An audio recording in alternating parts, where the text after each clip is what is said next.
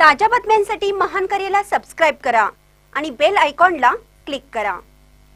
विद्यामंदिर बेघर वसाहत चिपरी शाळेचे क्रीडा स्पर्धेत यश, सरपंचांसह मान्यवरांनी केले शाळेचे कौतुक। विद्यामंदिर बेघर वसाहत चिपरी शाळेमध्ये आज केंद्रीय क्रीडा स्पर्धा झाल्या।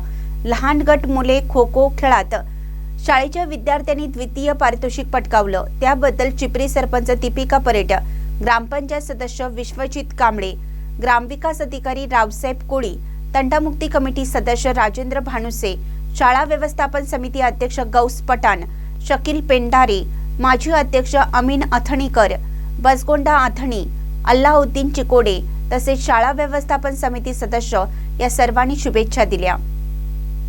ग्रामपंचायत मार्फत शाळेला गौरवपत्र व भेट स्वरूपात झाडे दिली। तसेच शाळा व्यवस्थापन समिती अध्यक्ष यांनी मुलांना शालेय साहित्य देऊन मुलांना शाबासकी दिली।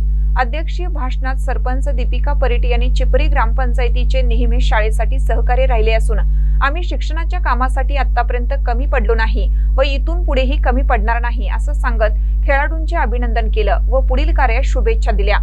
या कार्यक्रमासाठी सर्व विद्यार्थी, विद्यार्थिनी व पालक उपस्थित होते।